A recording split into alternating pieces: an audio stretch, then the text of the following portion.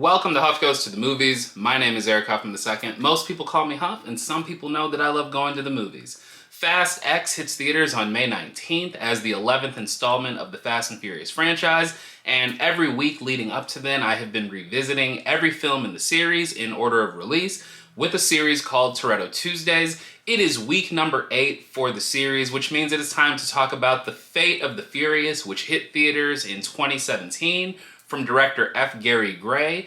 This was sort of the continuation of the franchise after we all felt that it had probably reached its conclusion with Furious 7 in 2015.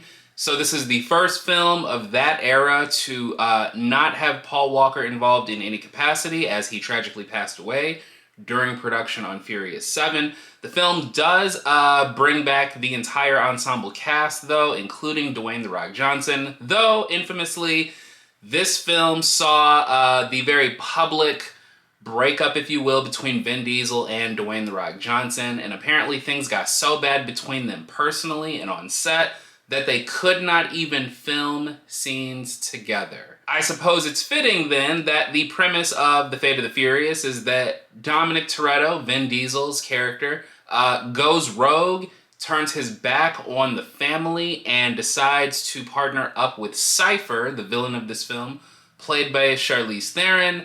And interesting to note, all the connections here with the production of this film. F. Gary Gray was the director here, and this became the first billion-dollar film from a black director.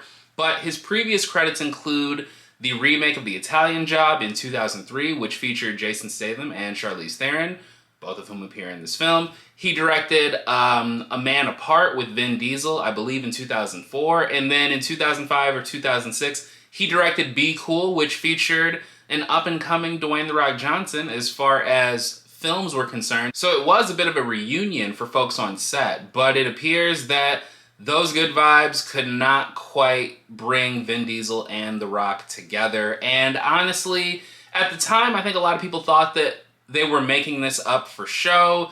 The Rock was still very much involved with WWE and making a lot of returns for big events like WrestleMania and SummerSlam. So I think people felt that perhaps this was going to be a cross-brand big promotional push, something that, yeah, they're going to pretend to be beefed out because it plays into the plot of the film, but that when WrestleMania or some big pay-per-view came around, that they would sort of lead into that as well as like some big promotional push, and that eventually it would all be revealed to be a big ruse, and we could all sit back and laugh and be happy about the fact that the family is well intact. But that was not the case. And something that's interesting when watching The Fate of the Furious is that you can definitely see it in how these scenes are constructed. The way that they're shot, the way that they're blocked, where Vin Diesel is in the frame relative to The Rock. In fact, there are certain moments where it seems like they're not even sharing the frame together. One of the more noticeable moments happens at the end of the film when it involves a family barbecue. You can see The Rock and Vin Diesel. They are very clearly supposed to be in the same location, but it almost looks as if The Rock shot a scene on a green screen, and then Vin Diesel shot a scene on a green screen as well, and then those two images were sort of put together in post to make it seem like they were there on set at the same time. I have no idea why they fell out as badly as they did.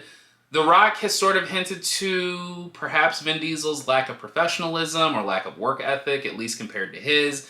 And honestly, I don't know. I do have a friend who jokingly says that The Rock and Vin Diesel may have had a romantic relationship, and then they broke up while this movie was being made, and it's just been bad blood ever since. I am not saying that I believe that, but I am saying that as ridiculous as this movie is, that is probably a bit more believable than anything else. And of course, when we talk about The Fate of the Furious, we do need to talk about what this meant for the franchise. Going into this rewatch, I for sure thought that, yeah, this is like middle of the road for me. It's not great, but I very much know that it's not my least favorite of the bunch. And honestly, my wife for so long has been saying she thinks that this is the worst film in the series. I did not agree then, and despite some more issues that I have with it after this rewatch, I do not agree now. I think that The Fate of the Furious is a movie that is too big for its own good. F. Gary Gray has always been a pretty good filmmaker, a pretty good director. He knows how to work with different sorts of actors. He knows how to work with an ensemble. And because of his experience on things like Set It Off, A Man Apart, and The Italian Job, he clearly knows how to direct action. And I think that all of that is on display here. But I think that this film is just such an awkward fit in this franchise. In the first Fast and Furious film, Vin Diesel and Paul Walker come together. They are, they start to build this friendship, but then obviously Paul Walker's character makes a pretty critical choice at the end, and the family, the Toretto family, sort of has to break apart. When you follow that into Too Fast, Too Furious, despite the fact that the Toretto family is not in it, Brian O'Connor is left having to sort of face the consequences of his actions from the previous film. And in that way, they do sort of connect. Like, they feel as if they belong next to each other. We will ignore Tokyo Drift for now. We'll circle back to that. But when you fast forward to the fourth film, Fast and Furious, Paul Walker has made amends for what he did as far as his job as a police officer. The Toretto family has started to come back together, though they are reeling from the loss of Letty. And that fourth film is really about those few characters finding a way to sort of get back to a good place. It concludes with Dominic Toretto having to face everything that he's done and having to potentially make amends for all the crimes and sins that he's committed. We follow that up into Fast 5, where Brian O'Connor makes a very critical decision to go on the run, to go rogue. He chooses his family. They go to Rio, and they are sort of forced to re-solidify this family. So they bring in characters who have appeared in the previous films. And it works out because they're able to pull off this heist, and they're able to sort of get this happy ending and go off into the sunset. Fast and Furious 6 sort of picks up right on that beat, except it's not a complete happy ending yet because there's one other member of the family who needs to be reeled back in, and that, of course, is Letty, who, shock, has been alive this whole time. So Fast and Furious 6 happens. They get Letty back. They lose Giselle. Han sort of goes off to do his own thing, but that's okay because he's always wanted to go to Tokyo, so whatever. Then we get to Fast and Furious 7, where the sins of everything they've done are coming back to haunt them. Han is gone. Giselle is gone. We can't lose any more members of the family, so we gotta take down Shaw. We do that, and it feels like a happy retirement beat. The movie ends with the crew literally just smiling and hanging out on the beach. Cool. Fate of the Furious does not fit anywhere on that trajectory. It feels so forced. It feels so extra. And while the filmmaking in these films has evolved up to this point, so the big action still looks good and it's very entertaining, this is the one that very much is always screaming, why? Why are we here? What are we doing here? Where is this movie going? And I think that it feels like it's trying to awkwardly place itself along that longer thread of the previous 7 films. Oh, wait, I forgot Fast and Furious Tokyo Drift. And Tokyo Drift is kind of like Han finding his peace in Tokyo. And it's wonderful and lovely, and we get a great Vin Diesel cameo at the end. But if we could circle back to Fate of the Furious, I would say the biggest issue with this film is that this is the one that feels the least necessary of any of the Fast and Furious movies. I would argue that it feels even less necessary than Tokyo Drift did when you compare it to The Fast and the Furious and Too Fast, Too Furious. And you can kind of feel that despite how big the action is. There are some wonderful sequences in this film, and I think that this cast together just feels right, especially when you put people like Tyrese and Ludacris next to each other and sort of let them riff. But Fate of the Furious is one of those things that's like, it's got the look, it's got some of the tone, but there's just so much extra stuff there. This is, I think, best exemplified by the additional scenes of Dwayne "The Rock" Johnson and Jason Statham. I love The Rock. I was a wrestling fan as a child. I think that he has transitioned pretty nicely into Hollywood. Jason Statham is an OG.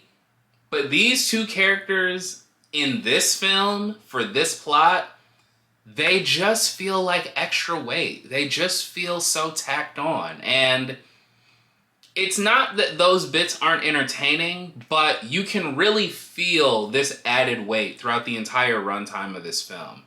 There is a really cool story to be told there about Dominic Toretto and Letty sort of having their moment together. They're finally at peace. She remembers everything. They get to sort of have this redo honeymoon, if you will. But everything else just feels so extra. And even though some of this stuff looks great, it's just not very memorable. So I think that would be the biggest takeaway of this film. Fate of the Furious. A good time, but not a memorable time. And that's not even factoring in Charlize Theron as Cypher, who, listen, I love Charlize, but this Cypher character is lacking. I'll say that she's lacking. Now, if you follow the franchise up to this point, you probably know about Hobbs and Shaw and F9, and you can probably understand how Cypher plays a larger part in where the franchise is maybe going, and I hope that they pay that off with Fast X and Fast 11 if we get Fast 11, but overall, I think that Fate of the Furious is just such an awkward fit relative to the entire series. So while it is one of the better made films as far as just, it's big and it's polished and it's exciting, but the story itself just makes it such an odd fit. And while I did not dislike my time watching this film, I did find myself often thinking, oh, I forgot that happened. Oh, I forgot about this part. I forgot about that part. Oh, I completely forgot this person shows up in this movie. So, yeah. The Fate of the Furious, a good time, not a memorable time. And for all those reasons, I would probably say that I would give this a 3 out of 5 stars, if I'm being generous. Listen, I am excited still for whatever Fast X chooses to deliver. But it is at this point in the rewatch where I can definitely see why people have soured on these movies a bit and why they think they should probably just pull the plug on them. But I get it. Furious 7 was a massive hit for Universal. $1.5 billion at the box office, really strong reviews. The Paul Walker send-off worked really well, but Fate of the Furious kind of feels like, yeah, we might need to keep doing these because these movies print money. And it is worth mentioning, this movie absolutely printed money.